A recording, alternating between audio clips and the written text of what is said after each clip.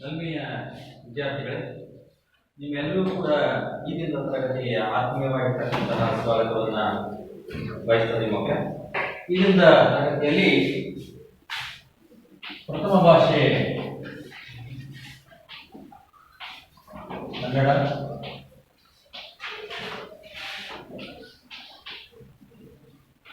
ಪ್ರತಿಭಾಗ ಒಂದು,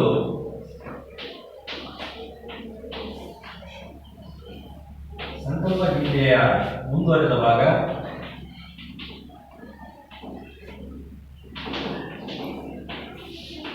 ಪದ್ಯವನ್ನು ಬರೆದವರು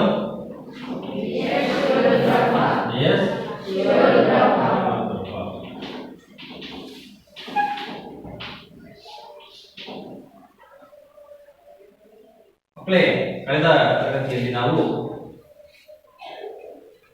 ಭಾವಗೀತೆಯ ಅಂಶಗಳು, ಲಕ್ಷಣಗಳು, ಕನ್ನಡ ಸಾಹಿತ್ಯದ ಅನೇಕ ಪ್ರಕಾರಗಳ ಬಗ್ಗೆ ನಾವು ತಿಳ್ಕೊಂಡಿದ್ವಿ. ಹಾಗೆ ಜಿ ಎಸ್ ಶಿವದಪ್ಪನವರ ಕವಿಕಾಲ ಪರಿಚಯವನ್ನು ನಾವು ಅಭ್ಯಾಸ ಮಾಡ್ತೀವಿ ಅಲ್ವಾ? ಓದ್ಕೊಂಡ್ ಬಂದಿದ್ದೀರಾ? ಜಿ ಎಸ್ ಶಿವದಪ್ಪನವರ ಪೂರ್ಣ ಹೆಸರೇನು? Very good, very good. Guggari Shantaveerappa. G S ಶಿವದಪ್ಪನವರ ಸ್ಥಳ ಯಾವುದು? ಸ್ಥಳ ಯಾವುದು? ಶಿವಮೊಗ್ಗ ಜಿಲ್ಲೆ ಶಿಕಾರಿಪುರದವರು. ಶಿವಮೊಗ್ಗ ಜಿಲ್ಲೆ ಶಿಕಾರಿಪುರದವರು. ನೆಕ್ಸ್ಟ್ ಒನ್, ಜಿ ಶಿವದಪ್ಪ ಬರ್ತಕ್ಕಂತಹ ಕೃತಿಗಳು ಯಾವುದು?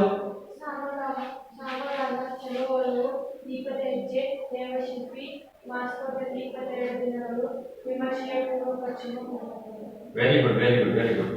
ಕೂತ್ಕೊಳ್ಳೋ. ಸಾಮಗಾನ, ಚೆಲುವ ಒಲವು, ದೇವಶಿಲ್ಪ, ದೀಪದ ಹೆಜ್ಜೆ, ಅನಾವರಣ, ವಿಮರ್ಶೆಯ ಪೂರ್ವ ಪಶ್ಚಿಮ ಕೃತಿಗಳನ್ನು ಅವರು ರಚನೆ ಮಾಡಿದ್ದಾರೆ.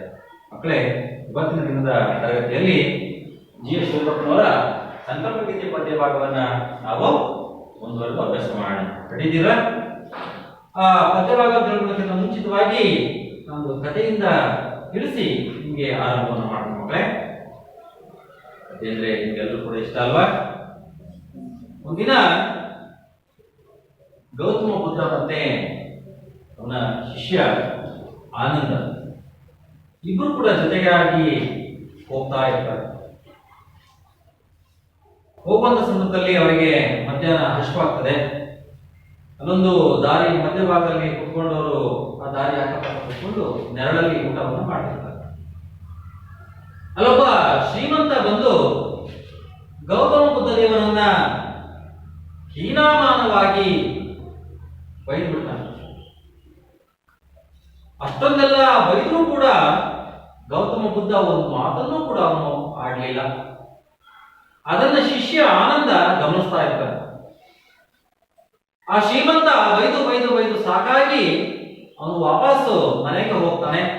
ಆ ಮನೆಗೆ ಹೋದ್ಮೇಲೆ ಆ ಗೌತಮ ಬುದ್ಧನ ಶಿಷ್ಯ ಆನಂದ ಕೇಳ್ತಾನೆ, ಸ್ವಾಮಿಗಳೇ, ಆ ಶ್ರೀಮಂತ ಅಷ್ಟೊಂದೆಲ್ಲ ಜೋರಾಗಿ ಹೀನಾಮಾನವಾಗಿ ನಿಮ್ಮನ್ನ ಬೈತಾ ಇದ್ದ, ಶಪಿಸ್ತಾ ಇದ್ದ, ನೀವು ಒಂದು ಮಾತನ್ನು ಕೂಡ ಆಡ್ಲಿಲ್ಲ, ಕಾರಣ ಏನು? ಅವಾಗ ಬುದ್ಧ ಹೇಳ್ತಾನೆ, ಯಾರಾದ್ರೂ ಕೂಡ ನಿನಗೆ ಕಾಣಿಕೆಯನ್ನ ಕೊಡ್ಲಿಕ್ಕೆ ಬಂದಾಗ ನೀನು ಸ್ವೀಕರಿಸಲಿಲ್ಲ ಅಂದ್ರೆ ಅವನು ಏನ್ ಮಾಡ್ತಾನೆ ಅಂತ ಕೇಳ್ತಾನೆ ಗೌತಮ ಬುದ್ಧ ಆನಂದನ. ಆನಂದ ಹೇಳ್ತಾನೆ, ಅದನ್ನು ವಾಪಸ್ ತಗೊಂಡು ಹೋಗ್ತಾನೆ ಮಹಾಸ್ವಾಮಿ ಅಂತ ಹೇಳ್ತಾನೆ.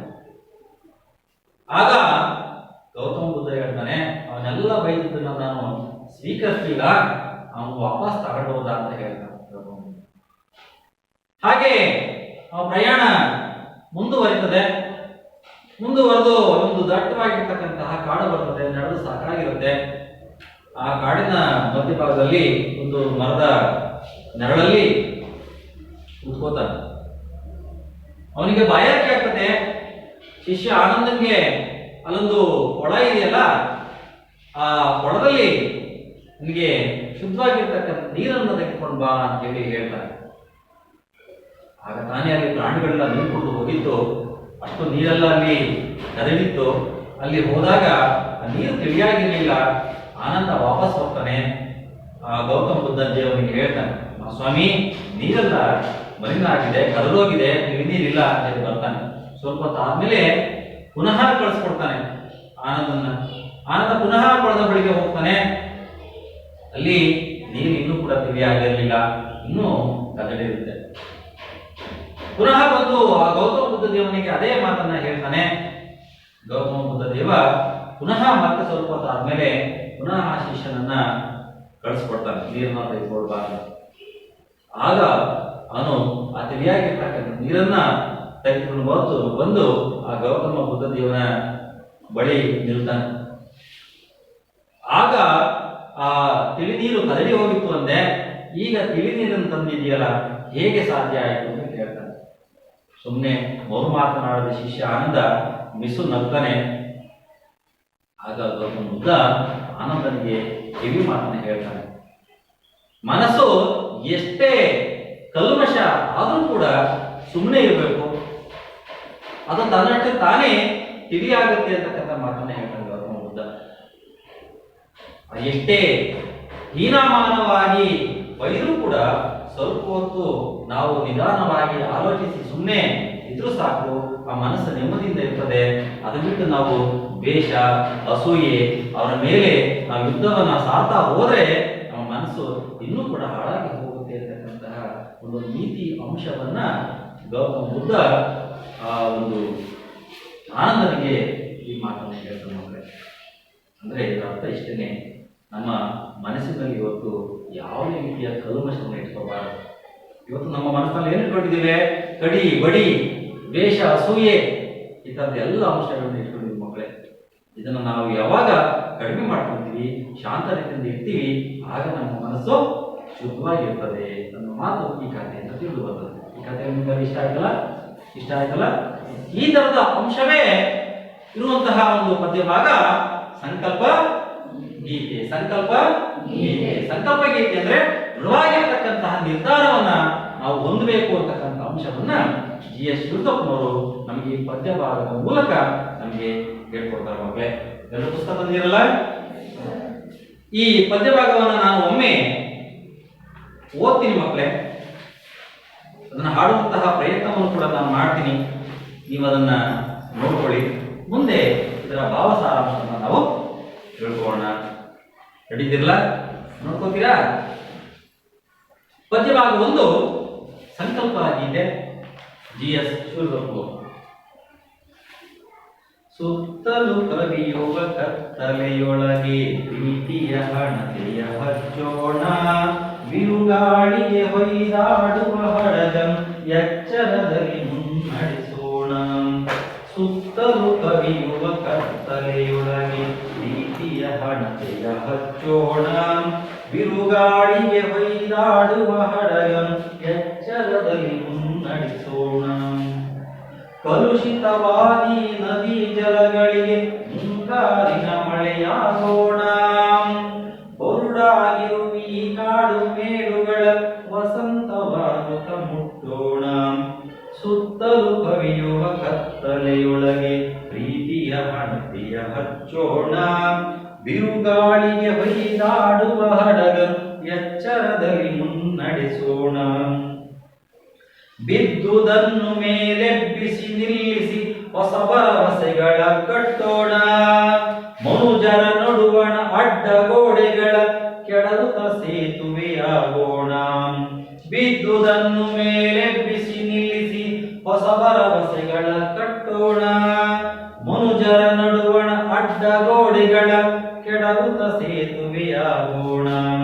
ಸುತ್ತಲೂ ಕವಿಯುವ ಕತ್ತಲೆಯೊಳಗೆ ಪ್ರೀತಿಯ ಹಣತೆಯ ಹಚ್ಚೋಣ, ಬಿರುಗಾಳಿಗೆ ಹೊಯ್ದಾಡುವ ಹಡಗಂ ಎಚ್ಚರದಲ್ಲಿ ಮುನ್ನಡೆಸೋಣ. ಮತಗಳೆಲ್ಲವೂ ಪದಗಳು ಎನ್ನುವ ಹೊಸ ಎಚ್ಚರದೊಳು ಬದುಕೋಣ, ಮತಗಳೆಲ್ಲವೂ ಪದಗಳು ಎನ್ನುವ ಹೊಸ ಎಚ್ಚರದೊಳು ಬದುಕೋಣ. ಭಯ ಸಂಶಯದೊಳು ಕಂದಿದ ಕಣ್ಣೊಳು ನಾಳಿನ ಕನಸನು ಕಿತ್ತೋಣ. ಸುತ್ತಲೂ ಕವಿಯುವ ಕತ್ತಲೆಯೊಳಗೆ ಪ್ರೀತಿಯ ಹಣತೆಯ ಹಚ್ಚೋಣ, ಬಿರುಗಾಳಿಗೆ ಹೊಯ್ದಾಡುವ ಹಡಗನು ಎಚ್ಚರದಲ್ಲಿ ಮುನ್ನಡೆಸೋಣ, ಎಚ್ಚರದಲ್ಲಿ ಮುನ್ನಡೆಸೋಣ, ಎಚ್ಚರದಲ್ಲಿ ಮುನ್ನಡೆಸೋಣ. ತುಂಬಾ ಚೆನ್ನಾಗಿದೆಯಲ್ಲ? ಜಿ.ಎಸ್. ಶಿವರುದ್ರಪ್ಪನವರ ಒಂದು ಅದ್ಭುತವಾಗಿರ್ತಕ್ಕಂತಹ ಭಾವಗೀತೆ ಸಂಕಲ್ಪ ಗೀತೆ ಅಂತಕ್ಕಂಥದ್ದು. ಅದನ್ನ ನಮ್ಮ ಜೊತೆಗೆ ನೀವು ಹಾಡ್ತೀರಾ? ಹೇಳ್ಕೊಡ್ಲಾ? ಹೇಳ್ತಿರಲ್ಲ, ಎಲ್ಲರೂ ಹೇಳಿ ಮಕ್ಕಳೇ. ಸುತ್ತಲೂ ಕವಿಯುವ ಕತ್ತಲೆಯೊಳಗೆ ಪ್ರೀತಿಯ ಹಣತೆಯ ಹಚ್ಚೋಣ, ಬಿರುಗಾಳಿಗೆ ಹೊಯ್ದಾಡುವ ಹಡಗನು ಎಚ್ಚರದಲ್ಲಿ ಮುನ್ನಡೆಸೋಣ. ಕಲುಷಿತವಾದಿ ನದಿ ಜಲಗಳಿಗೆ ಮುಂಗಾರಿನ ಮಳೆಯಾಗೋಣ. ಬರುಡಾಗಿರುವಿ ಕಾಡು ಮೇಡುಗಳ ವಸಂತವಾಗುತ್ತ ಮುಟ್ಟೋಣ. ಬಿದ್ದುದನ್ನು ಮೇಲೆಬ್ಬಿಸಿ ನಿಲ್ಲಿಸಿ ಹೊಸ ಭರವಸೆಗಳ ಕಟ್ಟೋಣ. ಮನುಜರ ನಡುವಣ ಅಡ್ಡಗೋಡೆಗಳ ಕೆಡವುತ ಸೇತುವೆಯಾಗೋಣ. ಸುತ್ತಲೂ ಕವಿಯುವ ಕತ್ತಲೆಯೊಳಗೆ ಪ್ರೀತಿಯ ಹಣತೆಯ ಹಚ್ಚೋಣ. ಬಿರುಗಾಳಿಗೆ ಹೊಯ್ದಾಡುವ ಹಡಗನು ಎಚ್ಚರದಲ್ಲಿ ಮುನ್ನಡೆಸೋಣ. ಮತಗಳೆಲ್ಲವೂ ಪದಗಳು ಎನ್ನುವ ಹೊಸ ಎಚ್ಚರದಳು ಬದುಕೋಣ. ಭಯ ಸಂಶಯದಳು ಕಂದಿದ ಕಣ್ಣೊಳು ನಾಡಿನ ಕನಸನ್ನು ಬಿತ್ತೋಣ. ಸುತ್ತಲೂ ಕವಿಯುವ ಕತ್ತಲೆಯೊಳಗೆ ಪ್ರೀತಿಯ ಹಣತೆಯ ಹಚ್ಚೋಣ. ಬಿರುಗಾಳಿಗೆ ಹೊಯ್ದಾಡುವ ಹಡಗನು ಎಚ್ಚರದಲ್ಲಿ ಮುನ್ನಡೆಸೋಣ. ಎಚ್ಚರದಲ್ಲಿ ಮುನ್ನಡೆಸೋಣ. ಚೆನ್ನಾಗಿದ್ದಾರೆ ಪದ್ಯ ಭಾಗ. ಒಂದ್ 2 ನಿಮಿಷ ಮೌನವಾಗಿ ಓದ್ಕೊಳ್ಳಿ. ಅದನ್ನ ಮೌನವಾಗಿ ಓದ್ಕೊಳ್ಳಿ. ಮೌನವಾಗಿ ಓದ್ಕೊಳ್ಳಿ.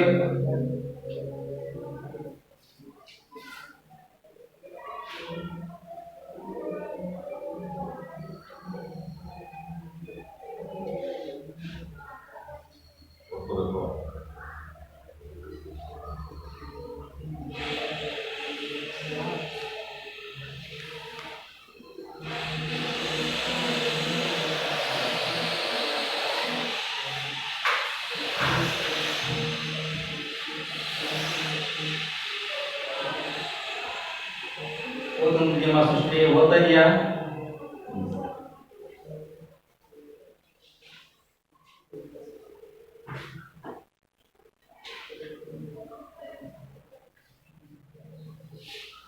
ಓದ್ಕೊಂಡ್ರ ಮಕ್ಕಳೇ? ನೋಡಿ, ಈ ಪದ್ಯ ಭಾಗದ ಸಾರಾಂಶವನ್ನು ಅಥವಾ ಭಾವಾರ್ಥವನ್ನು ನಾವು ಗಮನಿಸೋಣ. ನೋಡಿ, GS ಶಿವತಪ್ಪನವರು ಈ ಒಂದು ಸಂಕಲ್ಪ ಅಂತಕ್ಕಂತಹ ಸಂಕಲ್ಪ ಗೀತೆ ಅಂತಕ್ಕಂತಹ ಪದ್ಯ ಭಾಗದಲ್ಲಿ ನಮ್ಮ ಬದುಕಿನ ದಾರಿಯನ್ನ ತಿಳಿಸ್ಕೊಡ್ತಾರೆ ಮಕ್ಕಳೇ. ಅದನ್ನು ಕೂಡ SSLC ಮಕ್ಕಳಿಗೆ ಒಂದು ದೃಢವಾಗಿರ್ತಕ್ಕಂತಹ ನಿರ್ಧಾರ ಎಷ್ಟು ಮುಖ್ಯ ಅನ್ನೋದನ್ನ ಈ ಪದ್ಯ ಭಾಗದ ಮೂಲಕ ನಾವು ಕಾಣಬಹುದು ಮಕ್ಕಳೇ. ಒಂದನೇ ಪದ್ಯ ಭಾಗವನ್ನು ನಾವು ನೋಡಿದಾಗ ಇದರ ಸಂಪೂರ್ಣ ಭಾವ ಸಾರಾಂಶವನ್ನು ನಾವು ತಿಳ್ಕೊಳ್ಳಲಿಕ್ಕೆ ಸಾಧ್ಯ. ನೋಡಿ, ಹಿಂದೆ ಗುರುವಿದ್ದ, ಮುಂದೆ ಗುರಿ ಇತ್ತು, ಸಾಗುತ್ತಿತ್ತು ವೀರರ ದಂಡು. ಇಂದು ಗುರಿ ಇಲ್ಲ, ಮುಂದೆ ಗುರಿ ಇಲ್ಲ, ಹಿಂದೆ ಗುರುವಿಲ್ಲ, ಸಾಗುತ್ತಿದೆ ಹೇಳಿಗಳ ಹಿಂದೂ ಅಂತಕ್ಕಂಥ ಮಾತನ್ನು ನಾವು ನೆನಪು ಮಾಡ್ಬೋದು ಮಕ್ಕಳೇ. ಬಾಲಗಂಗಾಧರ ತಿಲಕ್ ಅವರು ಸ್ವರಾಜ್ಯವನ್ನು ಪಡೆದೇ ತೀರುತ್ತೇನೆ ಅಂತಕ್ಕಂತಹ ಒಂದು ಗುರಿಯನ್ನು ಇಟ್ಕೊಂಡು ಆ ರೀತಿ ಹೋರಾಟವನ್ನು ಮಾಡಿದ್ರು. ಅದು ನನಗೆ ಸ್ವತಂತ್ರವನ್ನ ಲಭಿಸಿತು ಮಕ್ಕಳೇ. ಅದೇ ರೀತಿಯಾಗಿ GS ಶಿವತಪ್ಪನವರು ಒಂದು ಸಂಕಲ್ಪವನ್ನು, ದೃಢವಾಗಿರ್ತಕ್ಕಂಥ ನಿರ್ಧಾರವನ್ನು ನಾವು ಹೊಂದಿದಾಗ ಮಾತ್ರ, ನಾವೇನಾದರೂ ಕೂಡ ಆ ರೀತಿಯ ಪ್ರಯತ್ನವನ್ನು ಮಾಡಿದಾಗ ಮಾತ್ರ ಯಶಸ್ಸನ್ನು ಗಳಿಸಲಿಕ್ಕೆ ಸಾಧ್ಯ ಅಂತಕ್ಕಂಥ ಮಾತನ್ನ ಈ ಒಂದು 4 ಪದ್ಯ ಭಾಗದಲ್ಲಿ ನನಗೆ ತಿಳಿಸಲಿಕ್ಕೆ ಹೊರಟಿದ್ದಾರೆ. ನೋಡಿ, ಮೊದಲನೇ ಪದ್ಯ ಭಾಗದ ಭಾವಾರ್ಥವನ್ನು ನಾವು ನೋಡೋಣ. ಸುತ್ತಲೂ ಕವಿಯುವ ಕತ್ತಲೆಯೊಳಗೆ ಪ್ರೀತಿಯ ಹಣತೆಯ ಹಚ್ಚೋಣ, ಬಿರುಗಾಳಿಗೆ ಹೊಯ್ದಾಡುವ ಹಡಗನು ಎಚ್ಚರದಲ್ಲಿ ಮುನ್ನಡೆಸೋಣ.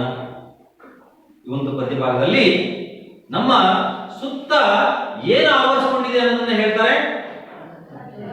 ಕತ್ತಲು. ಇದು ಮೇಲ್ನೋಟಕ್ಕೆ ಬೇರೆ ರೀತಿ ಆದ್ರೆ ಒಡಾರ್ಥ ಬೇರೆ ಇದೆ ಮಕ್ಕಳೇ.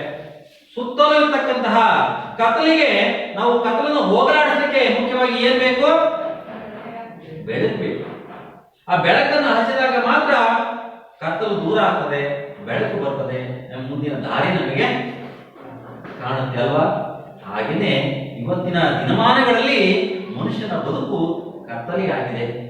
ಯಾಕೆ ಕತ್ತಲೆಯಾಗಿದೆ? ಮನುಷ್ಯನ ಬದುಕಿನಲ್ಲಿ ಇವತ್ತು ಬರೀ ದ್ವೇಷ, ಅಸೂಯೆ, ಜಾತಿ ಈ ರೀತಿಯ ಅನೇಕ ದ್ವೇಷದ ಮನಸ್ಸನ್ನು ಇಟ್ಕೊಂಡು ಅವತ್ತು ಅವನ ಮನಸ್ಸು ಒಂದು ಮುಂಕಾಗಿದೆ, ಕತ್ತಲೆ ಆವರಿಸಿಕೊಂಡಿದೆ. ಆ ಕತ್ತಲೆಯನ್ನ ದೂರ ಮಾಡಲಿಕ್ಕೆ ಯಾವ ಹಣತೆಯನ್ನ ಹಚ್ಚಬೇಕು ಅಂತ ಹೇಳಿ ಜಿ.ಎಸ್. ಶಿವರುದ್ರಪ್ಪ ಹೇಳ್ತಾರೆ ಅಂದ್ರೆ ಪ್ರೀತಿಯ ಹಣ. ಪ್ರೀತಿಯ ಹಣತೆಯನ್ನ ಹಚ್ಚಬೇಕು ಅಂತಕ್ಕಂಥ ಮಾತನ್ನ ಹೇಳ್ತಾರೆ. ದ್ವೇಷದಿಂದ ಅಮೃತವನ್ನು ಕೊಡಿಸಲಿಕ್ಕೆ ಸಾಧ್ಯವಿಲ್ಲಂತೆ, ಪ್ರೀತಿಯಿಂದ ವಿಷಯವನ್ನಾದರೂ ಕೂಡಿಸಬಹುದು. ಆ ಪ್ರೀತಿಗೆ ಆ ಶಕ್ತಿ ಇದೆ ಅನ್ನುವ ಮಾತನ್ನ ಈ ಪದ್ಯಭಾಗದ ಮೂಲಕ ಜಿ.ಎಸ್. ಶಿವರುದ್ರಪ್ಪ ಹೇಳ್ತಾರೆ. ಸುತ್ತಲೂ ಕವಿಯುವ ಕತ್ತಲೆಯೊಳಗೆ ಕವಿಯೋದಂದ್ರೇನು?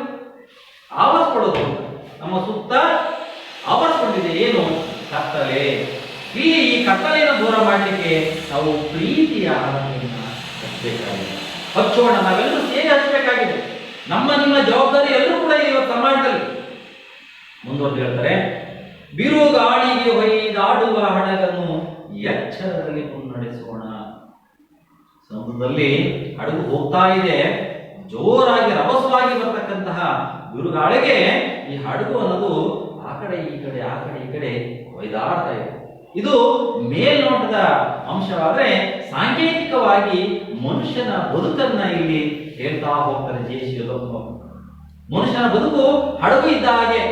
ಮನುಷ್ಯನ ಬದುಕು ಹಡಗಿದ್ದ ಹಾಗೆ. ಬದುಕಿನಲ್ಲಿ ಅನೇಕ ಏಳು ಬೀಳುಗಳು, ಸಮಸ್ಯೆಗಳು ಬಂದೇ ಬರ್ತಾರೆ. ಅವು ಸಮುದ್ರದ ಅಲೆಗಳಿದ್ದಾವೆ.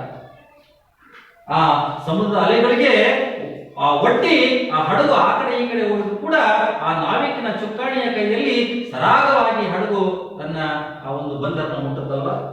ಹಾಗೆ ಮನುಷ್ಯನ ಬದುಕು ಅನೇಕ ಸಮಸ್ಯೆಗಳು ಬಂದರೂ ಕೂಡ ಧೈರ್ಯವಾಗಿ ಅವುಗಳನ್ನ ಎದುರಿಸಬೇಕು. ಆ ಎದುರಿಸುವ ಶಕ್ತಿ, ಆ ದೃಢ ನಿರ್ಧಾರವನ್ನ ನಾವು ಕೈಗೊಳ್ಳಬೇಕು ಮಕ್ಕಳೇ.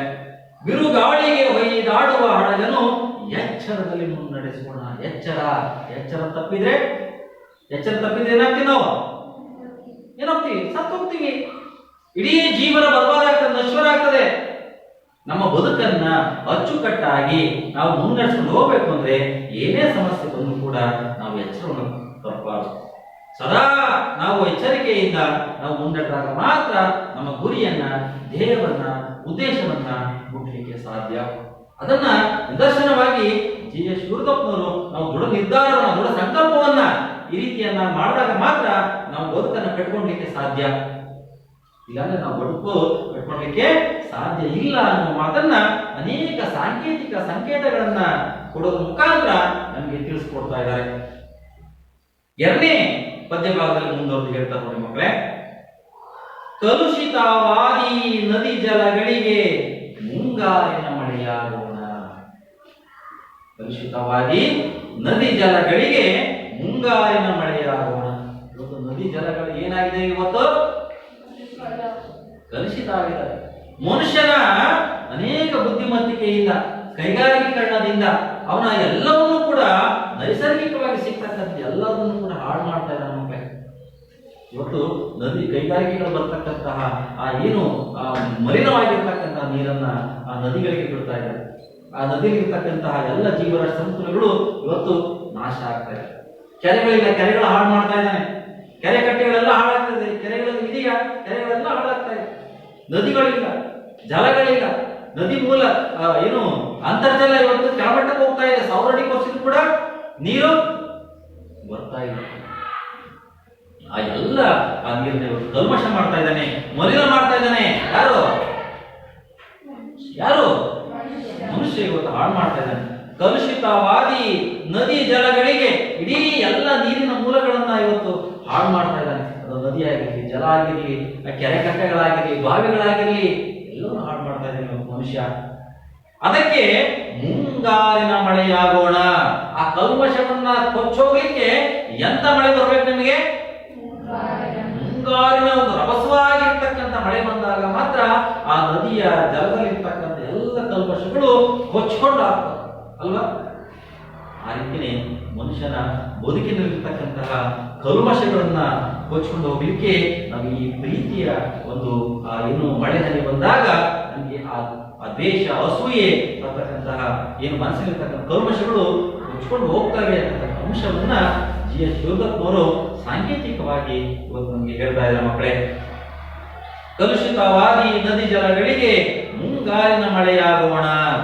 ಮುಂಗಾರಿನ ಮಳೆ, ಅವಸರವಾಗಿರ್ತಕ್ಕಂಥ ಮಳೆ ಆಗಬೇಕು ಅಂತಕ್ಕಂಥ ಅಂಶವನ್ನ ಇಲ್ಲಿ ತಿಳಿಸ್ಕೊಡ್ತಾ ಇದ್ದಾರೆ. ಹಾಗೆ ಮುಂದುವರೆದು, ಬರುಡಾಗಿರುವಿ ಕಾಡು ಮೇಡುಗಳ ವಸಂತವಾಗುತ್ತ ಮುಟ್ಟೋಣ. ಇವತ್ತು ಕಾಡು ಮೇಡುಗಳ ಸ್ಥಿತಿ ಏನಾಗಿದೆ? ಏನಾಗಿದೆ? ಬರುಡಾಗಿದೆ. ಕಾಡು ಮೇಡು ಎಂತಹ ಪದ? ಕಾಡು ಮೇಡು ಎಂತಹ ಪದ ಇದು? ಎಂತದ್ದು ಹೇಳಿ? ಜೋಡು ನುಡಿ. ಜೋಡು ನುಡಿ ಅಂದ್ರೇನು? ಜೋಡಿ ಜೋಡಿಯಾಗಿ ಬರ್ತದೆ.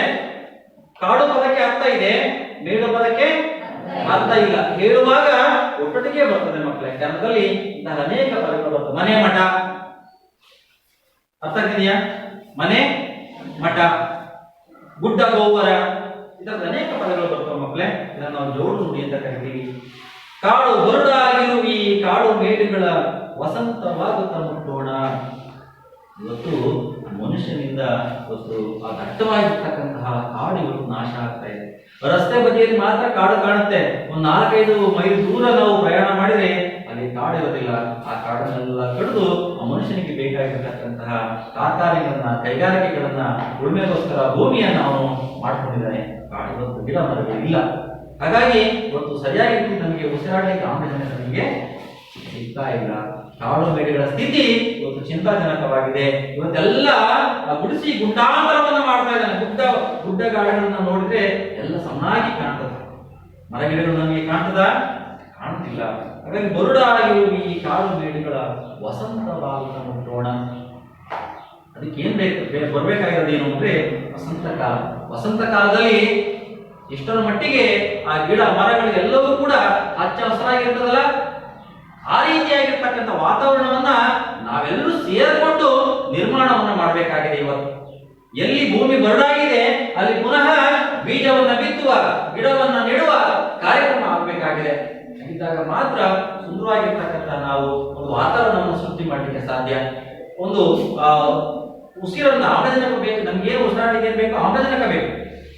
ಆ ಆಮ್ಲಜನಕವನ್ನ ಸರಾಗವಾಗಿ ನಾವು ಸೇವಿಸಲಿಕ್ಕೆ ಸಾಧ್ಯ. ಶುದ್ಧವಾಗಿರ್ತಕ್ಕಂಥ ಗಾಳಿ ಇಲ್ಲ ಇವತ್ತು. ಹಾಗಾಗಿ ನಾವು ಆ ಗಿಡವನ್ನ ನೆಡುವಂತಹ ಒಂದು ಪ್ರಕ್ರಿಯೆಯಲ್ಲಿ ನಾವು ಮಾಡಬೇಕಾಗಿದೆ. ವಸಂತ ಋತುವಿನಲ್ಲಿ ಎಷ್ಟರ ಮಟ್ಟಿಗೆ ಮರ ಗಿಡಗಳೆಲ್ಲವೂ ಕೂಡ ಹಚ್ಚ ಹಸಿರಾಗಿರ್ತದೆ. ಆ ರೀತಿ ಒಂದು ವಾತಾವರಣವನ್ನ ನಾವು ನಿರ್ಮಾಣ ಮಾಡಬೇಕು ಅಂತ ಹೇಳಿ GS ಶಿವದತ್ತನವರು ನಮಗೆ ಕರೆಯನ್ನ ಕೊಡ್ತಾರೆ ಮಕ್ಕಳೇ.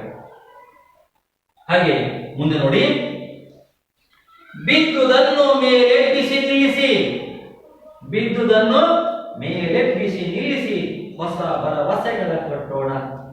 ಏನ್ ಬಿದ್ದೋಗಿದೆ ಇವತ್ತು? ಬಿದ್ದೋಗಿರೋದೇನು? ಬಿದ್ದೋಗಿರೋದೇನು ಇವತ್ತು? ನಮ್ಮ ಸಂಸ್ಕೃತಿ ಹಾಳಾಗ್ತದೆ. ಇವತ್ತು ನಮ್ಮ ಸಂಸ್ಕೃತಿ ಹಾಳಾಗ್ತಾ ಇದೆ. ಬಿದ್ದೋಗಿರ್ತಕ್ಕಂತಹ ಎಲ್ಲ ಅಂಶಗಳನ್ನ ಪುನಃ ಎತ್ತಿ ನಿಲ್ಲಿಸುವಂತಹ ಹೊಣೆಗಾರಿಕೆ ನಮ್ಮ ನಿಮ್ಮ ಮೇಲಿದೆ. ಬಿದ್ದುದನ್ನು ಮೇಲೆಬ್ಬಿಸಿ ನಿಲ್ಲಿಸಿ ಹೊಸ ಭರವಸೆಗಳ ಕಟ್ಟೋಣ. ಹೊಸದಾಗಿರ್ತಕ್ಕಂತಹ ಭರವಸೆಗಳನ್ನು ನಾವು ನಿರ್ಮಾಣ ಮಾಡಬೇಕಾಗಿದೆ. ಏನು ಬಿದ್ದೋಗಿದೆ ಇವತ್ತು? ಪ್ರೀತಿ ಇಲ್ಲ, ವಿಶ್ವಾಸ ಇಲ್ಲ, ನಂಬಿಕೆ ಇಲ್ಲ ಅಲ್ಲ? ನಂಬಿಕೆ ಇಲ್ಲ. ಒಬ್ಬರೊಬ್ಬರ ನಡುವೆ ನಂಬಿಕೆ ಇಲ್ಲ, ವಿಶ್ವಾಸ ಇಲ್ಲ, ಪ್ರೀತಿ ಇಲ್ಲ. ನಮ್ಮ ಭಾರತೀಯ ಸಂಸ್ಕೃತಿ ಇವತ್ತು ಹಾಳಾಗ್ತದೆ. ಇವತ್ತು ಅವನು ಪುನಃ ನಿರ್ಮಾಣ ಮಾಡಬೇಕಾಗಿರ್ತಕ್ಕಂಥ ಹೊಣೆ ನಮ್ಮ ಮೇಲೆ ಇದೆ, ನಿಮ್ಮ ಮೇಲೆ ಇದೆ, ಇಡೀ ಸಮಾಜದ ಮೇಲೆ ಇದೆ. ಸಮಾಜದ ವಾತಾವರಣ ಇವತ್ತು ಕಲುಷಿತ ಆಗ್ತಾ ಇದೆ. ಅದನ್ನು ಪುನಃ ಸೃಷ್ಟಿ ಮಾಡುವಂತಹ ಕೆಲಸ ನಾವೆಲ್ಲರೂ ಸೇರಿ ಮಾಡಬೇಕಾಗಿದೆ. ಮಕ್ಕಳೇ. ಬಿದ್ದುದನ್ನು ಪುನಃ ಮೇಲೆಬ್ಬಿಸಿ ನಿಲ್ಲಿಸಿ ಹೊಸದಾಗಿರ್ತಕ್ಕಂತಹ ಭರವಸೆಯನ್ನು ನಾವು ಕಟ್ಟಬೇಕಾಗಿದೆ. ಹೊಸದಾಗಿರ್ತಕ್ಕಂಥ ಭರವಸೆಗಳು ಅವರಿಗೆ ಹೇಳಬೇಕು, ಜನರಿಗೆ ಹೇಳಬೇಕು. ತಪ್ಪು ನಂಬಿಕೆ ಇರಲಿ, ಪ್ರೀತಿ ಇರಲಿ, ವಿಶ್ವಾಸ ಇರಲಿ, ಇದರಿಂದ ನಾವು ಪುನಃ ಹೊಸದಾಗಿರ್ತಕ್ಕಂಥ ಸಮಾಜವನ್ನು ನಾವು ನಿರ್ಮಾಣ ಮಾಡಬೇಕು ಅನ್ನೋ ಅಂಶವನ್ನು ನಾವು ತಿಳಿ ಹೇಳಬೇಕಾಗಿದೆ ಮಕ್ಕಳೇ. ಮನುಜರ ನಡುವಣ ಅಡ್ಡ ಗೋಡೆಗಳ ಕೆಡದಂತಹ ಸೇತುವೆಯಾಗೋಣ. ಮತ್ತು ಮನುಷ್ಯರ ನಡುವೆ ಇರ್ತಕ್ಕಂಥ ಅಡ್ಡ ಗೋಡೆಗಳಿಂದ ದೇಶದ ಅಭಿವೃದ್ಧಿ ಆಗ್ತಾ ಇಲ್ಲ ಮಕ್ಕಳೇ. ದೇಶದ ಅಭಿವೃದ್ಧಿ ಆಗ್ತಾ ಇದೆಯಾ? ದೇಶದ ಅಭಿವೃದ್ಧಿ ಆಗ್ತಾ ಇಲ್ಲ, ಕುಂಠಿತ ಆಗ್ತಾ ಇದೆ. ಯಾಕೆ ಅಂದ್ರೆ ಇವತ್ತು ಅನೇಕ ಜಾತಿಗಳು, ಅನೇಕ ಪಂಗಡಗಳು, ಅನೇಕ ಮತಗಳು, ಧರ್ಮ ಇರತಕ್ಕಂತಹ ಒಂದು ದ್ವೇಷ, ಒಂದು ಧರ್ಮ ಸಾಮರಸ್ಯ ಇಲ್ಲ, ಜಾತಿಯ ಸಾಮರಸ್ಯ ಇಲ್ಲ. ಅದಕ್ಕೆ ಕುವೆಂಪು ಕಡೆ ಹೇಳ್ತಾರೆ, ಆ ಮತವ ಈ ಮತವ ಬಿಟ್ಟು ಹೊರ ಬನ್ನಿ, ಮನುಷ್ಯ ಮತಕ್ಕೆ ವಿಶ್ವ ಮತಕ್ಕೆ ಬನ್ನಿ ಅಂತಕ್ಕಂಥ ಮಾತನ್ನ ಕುವೆಂಪು ಅವರು ಹೇಳ್ತಾರೆ. ಮನುಷ್ಯ ಮತ ವಿಶ್ವ ಪಥ ಅಂತಕ್ಕಂಥ ಅಂಶವನ್ನ ಕುವೆಂಪು ಅವರು ಸಾರಿದ್ರು. ಅದೇ ಅಂಶವನ್ನೇ ಜಿ.ಎಸ್. ಶಿವರುದ್ರಪ್ಪನವರು ಹೇಳ್ತಾರೆ. ಇವತ್ತು ನಮ್ಮ ಮೇಲೆ ಇರ್ತಕ್ಕಂಥ ಅಡ್ಡ ಗೋಡೆಗಳನ್ನ ಕೆಡವಬೇಕಾಗಿದೆ. ಆ ಅಡ್ಡ ಗೋಡೆಗಳನ್ನ ಕೆಡವಿದಾಗ ಮಾತ್ರ ನಮ್ಮ ದೇಶದ ಅಭಿವೃದ್ಧಿಯನ್ನ ನಾವು ಕಾಣಲಿಕ್ಕೆ ಸಾಧ್ಯ. ಅದಕ್ಕೆ ನಾವು ಜಾತಿಯನ್ನ ನಾವು ನಿರ್ಮಾಣ ಮಾಡಬೇಕು. ಧರ್ಮಗಳನ್ನ ನಾವು ಇವತ್ತೇನು ಅನೇಕ ಧರ್ಮಗಳನ್ನ ಸೃಷ್ಟಿ ಮಾಡ್ಕೊಂಡಿದ್ದೀವಿ, ಅವುಗಳ ನಡುವೆ ಇರ್ತಕ್ಕಂತಹ ಒಂದು ವೈಷಮ್ಯವನ್ನ, ತಾರತಮ್ಯವನ್ನು ಕಡಿಮೆ ಮಾಡಬೇಕಾಗಿದೆ. ಅವೆಲ್ಲರ ಹೊಣೆಗಾರಿಕೆ ಇದೆ ಅನ್ನೋದನ್ನ ನಾವು ಜಿ.ಎಸ್. ಶಿವರುದ್ರಪ್ಪನವರ ಒಂದು ಪದ್ಯ ಭಾಗದಲ್ಲಿ ನಾವು ಕಾಣಬಹುದು. ಹಾಗೆ ಕೆಡವಂತ ಸೇತುವೆ ಆಗಬೇಕಾಗಿದೆ. ಸೇತುವೆ ಅಂದ್ರೆ ಎರಡು ದಡಕ್ಕೆ ಒಂದು ಕಟ್ಟುವಂತಹ ಸೇತುವೆ ಎಷ್ಟು ಓಡಾಡಲಿಕ್ಕೆ ಮುಖ್ಯನೋ ಹಾಗೆ ಮನುಷ್ಯನ ಮನಸ್ಸಿನಲ್ಲಿ, ಪ್ರತಿಯೊಬ್ಬರ ಮನಸ್ಸಿನಲ್ಲಿ ನಾವು ಸೇತುವೆಯ ರೂಪದಲ್ಲಿ ನಾವು ಆ ಪ್ರೀತಿಯನ್ನ, ಒಂದು ಅಂಶವನ್ನ ನಾವು ಮೂಡಿಸಬೇಕಾಗಿದೆ. ಅವರಿರ್ತಕ್ಕಂಥ ನಂಬಿಕೆಯನ್ನು ಮೂಡಿಸಬೇಕಾಗಿದೆ, ವಿಶ್ವಾಸವನ್ನು ಮೂಡಿಸಬೇಕಾಗಿದೆ. ಆ ರೀತಿಯ ಒಂದು ಸೇತುವೆಯ ಕೆಲಸ ಕಾರ್ಯಗಳನ್ನ ನಾವೆಲ್ಲರೂ ಸೇರಿ ಮಾಡಬೇಕಾಗಿದೆ ಮಕ್ಕಳೇ. ಹಾಗೆ ಮನೆಯ ಪದ್ಯ ಭಾಗದಲ್ಲಿ ಏನ್ ಹೇಳ್ತಾರೆ ನೋಡೋಣ. ಮತಗಳೆಲ್ಲವೂ ಪಥಗಳು ಎನ್ನುವ ಹೊಸ ಎಚ್ಚರವನ್ನು ಬದುಕೋಣ. ಮತಗಳೆಲ್ಲವೂ ಪಥಗಳು ಎನ್ನುವ, ಮತಗಳು ಅಂದ್ರೆ ಧರ್ಮಗಳು. ಎಲ್ಲ ಧರ್ಮಗಳು ಹೇಳುವಂಥದ್ದು ಮನುಷ್ಯನ ಒಳಿತಾನೆ. ಇಲ್ಲಿ ಜೈನ ಧರ್ಮ, ಇಸ್ಲಾಂ ಧರ್ಮ, ಕ್ರೈಸ್ತ ಧರ್ಮ, ಹಿಂದೂ ಧರ್ಮ ಯಾವುದು ಶ್ರೇಷ್ಠ ಕನಿಷ್ಠ ಅಂತಕ್ಕಂಥದ್ದಿಲ್ಲ, ಮೇಲು ಕೀಳು ಅಂತಕ್ಕಂಥದ್ದಿಲ್ಲ. ಅವೆಲ್ಲ ಹೇಳುವಂಥದ್ದೇ ಮನುಷ್ಯನ ಒಳಿತನ್ನ ಹೇಳುವಂಥದ್ದು, ಮನುಷ್ಯನಿಗೆ ಒಳ್ಳೆಯದನ್ನ ಬಯಸುವಂಥದ್ದು. ಅದನ್ನ ನಾವು ಹೇಳಬೇಕಾಗಿದೆ. ಮತಗಳೆಲ್ಲವೂ ಪಥಗಳು, ಅವುಗಳನ್ನು ಮನುಷ್ಯನಿಗೆ ದಾರಿಯನ್ನು ತೋರಿಸುವಂತಹ ಮಾರ್ಗಗಳಾಗಿದ್ದಾವೆ. ಮತಗಳೆಲ್ಲವೂ ಪಥಗಳು ಎನ್ನುವ ಹೊಸ ಎಚ್ಚರವನ್ನು ಬದುಕೋಣ. ಹೊಸದಾಗಿರ್ತಕ್ಕಂತಹ ನಾವು ಎಚ್ಚರಿಕೆಯಿಂದ ನಾವೆಲ್ಲರೂ ಸೇರಿ ನಾವು ಬದುಕಬೇಕಾಗಿದೆ ಮಕ್ಕಳೇ. ಹಾಗೆ ಮತ್ತೊಂದು ಅಂಶವನ್ನು ಹೇಳ್ತಾರೆ, ಭಯ ಸಂಶಯದಳು ಕಂದಿದ ಕಣ್ಣಳು ನಾಡಿನ ಕನಸನ್ನು ಬಿತ್ತೋಣ. ಇವತ್ತು ನಾವೆಲ್ಲರೂ ಬದುಕ್ತಾ ಇರೋದು ಬರೀ ಭಯದಿಂದ. ಯಾವ ದೇಶದವರು ಯಾವ ಟೈಮಿಗೆ ಬಾಂಬ್ಗಳು ಹಾಕ್ತಾರ ಗೊತ್ತಿಲ್ಲ, ಯಾವ ಮನುಷ್ಯ ನಮ್ಮ ಮೇಲೆ ಎದುರ್ತಾನೋ ಗೊತ್ತಿಲ್ಲ. ಅದಕ್ಕೆ ಭಯದಿಂದ ನಾವು ಬದುಕ್ತಾ ಇದ್ದೀವಿ. ಸಂಶಯ, ಅನುಮಾನದಿಂದ, ಎಲ್ಲದಕ್ಕೂ ಅನುಮಾನವನ್ನ ನಾವು ಮಾಡ್ತಾ ಇದ್ದೀವಿ. ಅನುಮಾನಂ ಹೆದ್ದ ರೋಗಂ ಅಂತ ಸಂಸ್ಕೃತದಲ್ಲಿ ಹೇಳ್ತಾರೆ ಮಕ್ಕಳೇ. ನಾವು ಅನುಮಾನವನ್ನ ಬಿಡಬೇಕು, ಭಯವನ್ನ ಬಿಡಬೇಕು. ಕಂದಿದ ಕಮರಿದ ಮುಸುಕಾದ ಕಂದಿದ ಕಣ್ಣಳು ನಾವೇನನ್ನು ಬಿತ್ತಬೇಕಾಗಿದೆ? ನಾಡಿನ ಕನಸನ್ನು ಬಿತ್ತೋಣ. ಬಿತ್ತಬೇಕಾಗಿರೋದೇನು? ನಾವು ನಾಡಿನ ಕನಸು, ಫ್ಯೂಚರ್, ಮುಂದಿನ ಅಂಶಗಳು, ಮುಂದಿನ ದಾರಿ, ಮುಂದಿನ ಪ್ರಯಾಣ, ಮುಂದಿನ ಬದುಕು, ಮುಂದಿನ ಜೀವನ. ಅದರ ಕನಸನ್ನ ನಾವು ಇವತ್ತಿನ ಮಕ್ಕಳಿಗೆ, ಇವತ್ತಿನ ಜನರಿಗೆ, ಮನುಷ್ಯರಿಗೆ ಇವತ್ತು ಬಿತ್ತುವಂತಹ ಕೆಲಸ ಕಾರ್ಯಗಳನ್ನ ಮಾಡಬೇಕು ಅಂತಕ್ಕಂಥ ಅಂಶವನ್ನ ಜಿ.ಎಸ್. ಶಿವರುದ್ರಪ್ಪನವರು ಈ 4 ಪದ್ಯ ಭಾಗದಲ್ಲಿ ಪ್ರತಿಯೊಂದು ಅಂಶವನ್ನ ಸಂಕಲ್ಪವನ್ನ ನಾವು ಮಾಡಬೇಕು ಅಂತಕ್ಕಂಥ ಅಂಶವನ್ನ ನಮಗೆ ತಿಳಿಸ್ಕೊಟ್ಟಿದ್ದಾರೆ ಮಕ್ಕಳೇ. ತುಂಬಾ ಚೆನ್ನಾಗಿದೆ ಈ ಪದ್ಯ ಭಾಗ ತುಂಬಾ ಅದ್ಭುತವಾಗಿ 4 ಪದ್ಯ ಭಾಗದಲ್ಲಿ ಇಡೀ ಅಂಶವನ್ನ, ಜೀವನದ ಏಕೈಕ ಸಂಕಲ್ಪವನ್ನು ನಾವು ಹೊಂದಬೇಕು, ಮತ್ತೆ ದೃಢವಾಗಿರ್ತಕ್ಕಂಥ ನಿರ್ಧಾರವನ್ನ ಮಾಡಬೇಕು. ಆ ರೀತಿ ಒಂದು ಕಾರ್ಯಶೀಲತೆಯನ್ನು ನಾವು ಮಾಡಬೇಕು. ಅಸಾಧ್ಯವಾದದ್ದು ಯಾವುದೂ ಇಲ್ಲ. ಅದನ್ನು ಸಾಧಿಸುವಂತಹ ಛಲ, ಹೊಣೆಗಾರಿಕೆ, ತಾಳ್ಮೆ, ಸಹನೆ, ಪ್ರೀತಿ, ವಿಶ್ವಾಸ ಇವೆಲ್ಲವನ್ನು ಕೂಡ ನಾವು ಬೆಳೆಸಬೇಕಾಗಿದೆ ಮಕ್ಕಳೇ. ಹಾಗಿದ್ದಾಗ ಮಾತ್ರ ನಾವು ಏನನ್ನಾದ್ರೂ ಕೂಡ ಬೆಳೆಸಲಿಕ್ಕೆ ಸಾಧ್ಯ ಅಂತಕ್ಕಂಥದ್ದು. ಹಾಗೆ ಇವತ್ತು ಅಂತರ್ಜಲವನ್ನು ನಾವು ಸಂರಕ್ಷಿಸಬೇಕು, ಕಾಡು ಮೇಡೆಗಳನ್ನು ನಾವು ರಕ್ಷಿಸಬೇಕಾಗಿದೆ. ಮರ ಗಿಡಗಳನ್ನು ನಾವು ನೆಡಬೇಕಾಗಿದೆ, ಅದನ್ನು ಸಂರಕ್ಷಣೆ ಮಾಡುವಂತಹ ಹೊಣೆ ಇವತ್ತಿನ ಪೀಳಿಗೆ ಮೇಲಿದೆ ಮಕ್ಕಳೇ. ಹಾಗೆ ನಾವೆಲ್ಲರೂ ಸೇರಿ ಈ ರೀತಿಯ ಹೊಸದಾಗಿರ್ತಕ್ಕಂಥ ಒಂದು ಸಂಕಲ್ಪವನ್ನ ಮಾಡಬೇಕು ಅಂತಕ್ಕಂಥ ಅಂಶವನ್ನ GS ಶಿವರುದ್ರಪ್ಪನವರು ಒಂದು ಪದ್ಯಭಾಗದಲ್ಲಿ ನಾವು ನೋಡಬೇಕಾಗಿದೆ ಮಕ್ಕಳೇ. ಇಷ್ಟು ಈ ಪದ್ಯಭಾಗದ ಸಾರಾಂಶದಲ್ಲಿರ್ತಕ್ಕಂಥ ಅನೇಕ ಅಂಶಗಳ ಜೊತೆಗೆ ಅನೇಕ ಪದಗಳ ಅರ್ಥಗಳು ಬರ್ತವೆ ಮಕ್ಕಳೇ. ವಸಂತ ಅಂದ್ರೇನು? ವಸಂತ ಅಂದ್ರೇನು? ಸಮೃದ್ಧಿ. ಹಣತೆ, ದೀಪ. ಪದ ಅಂದ್ರೇನು? ದಾರಿ. ಕಂದಿರ,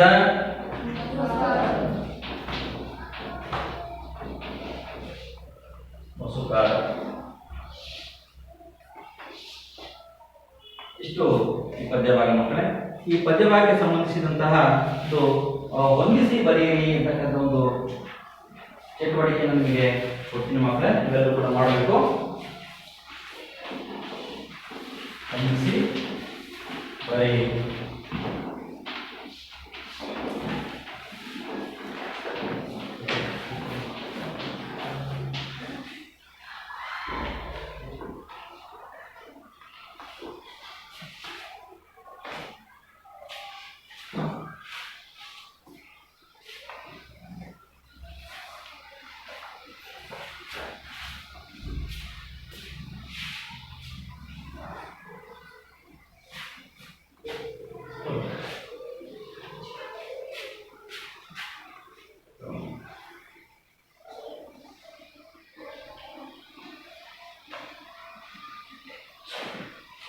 ನಂಬರ್ 1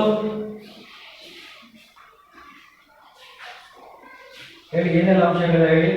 ನಂಬರ್ 1 GS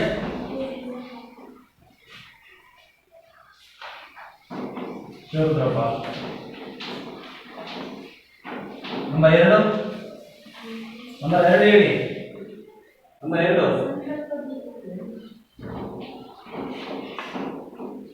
ಸಂಕಲ್ಪ ಗೀತೆ. 3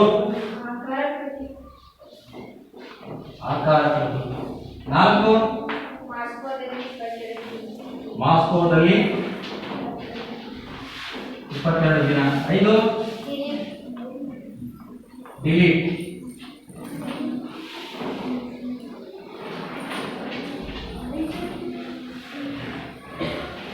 1 ಮತ್ತೆ 1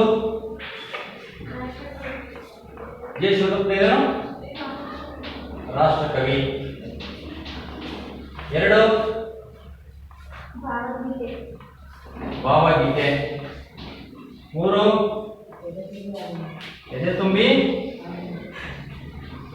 ಹಾಡಿದೆನು. 4 ಪ್ರವಾಸ ಕಥನ. 5 ಬೆಂಗಳೂರು ವಿಶ್ವವಿದ್ಯಾಲಯ. ನೋಡಿ, ಈ ಹೊಂದಿಸಿ ಬರೆಯಿರಿ ಈ ಕಾರ್ಯಕ್ರಮ GS ಶಿವರುದ್ರಪ್ಪನವರು ರಾಷ್ಟ್ರಕವಿ, ಸಂಕಲ್ಪ ಗೀತೆ, ಭಾವಗೀತೆ, ಆಕಾರ ಕೃತಿ ಯಾವುದು? ಎದೆ ತುಂಬಿ ಹಾಡಿದೆನು. ಮಾಸ್ಕೋದಲ್ಲಿ 22 ದಿನ.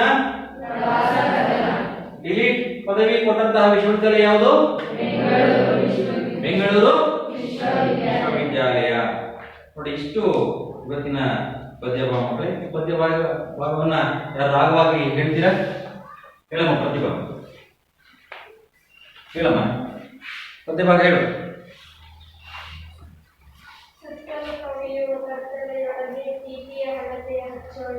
ಬಿರುಗಾಳಿಗೆ ಒಡೆದಾಡುವ ಹಡಗನ್ನು ಎಚ್ಚರದಲ್ಲಿ ಮುನ್ನಡೆಸೋಣ.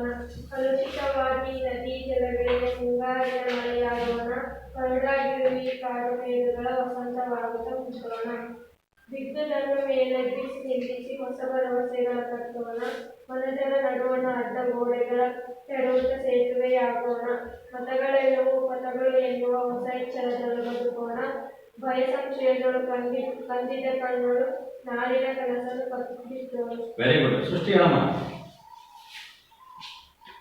ಸುತ್ತಲೂ ಕವಿಯುವ ಕತ್ತಲೆಯೊಳಗೆ ತೀವ್ರ ಹಣತೆ ಹಂಚೋಣ ಬಿರುಗಾಳಿಗೆ ಹೊಯ್ದಾಡುವ ಅಡವನ್ನು ಎಚ್ಚರದಲ್ಲಿ ಮುನ್ನಡೆಸೋಣ ಕಲುಷಿತವಾದಿ ನದಿ ಜಲಗಳಿಗೆ ಮುಂಗಾರಿನ ಮಳೆಯಾಗೋಣ ಬರಡಾಗಿರುವಿ ಕಾಡುಮೇಡುಗಳ ವಸಂತವಾಗುತ್ತ ಮುಟ್ಟೋಣ ಬಿಟ್ಟುದನ್ನು ಮೇಲೆಬ್ಬಿಸಿ ನಿಲ್ಲಿಸಿ ಹೊಸ ಭರವಸೆಗಳ ಕಟ್ಟೋಣ ಮನುಜರ ನಡುವಣ ಅಂತಗೋಡೆಗಳ ಕೆಳಮುಖ ಸೇತುವೆ ಆಗೋಣ ಮತಗಳೆಲ್ಲವೂ ಪಥಗಳು ಏನು ಹೊಸ ಎಚ್ಚರಗಳು ಬದುಕೋಣ ಭಯ ಸಂಶಯಗಳು ಕಣ್ಣಿನ ಕಣ್ಣುಗಳು ನಾಳಿನ ಕನಸುಗಳು ಬಿತ್ತೋಣ. Very good, very good. ತುಂಬಾ ಚೆನ್ನಾಗಿ ಓದಿದೆಮ್ಮ.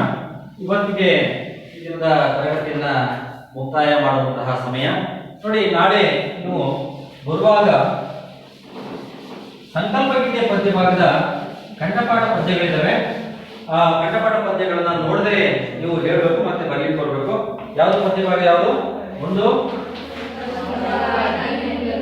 ಕಲುಷಿತ ವಾದಿ ನದಿಜಾಲಗಳಿಗೆ ಅಂತ ಹೇಳಿ. ನೆಕ್ಸ್ಟ್ ಎರಡನೇ ಪದ್ಯ ಭಾಗ ಯಾವುದು?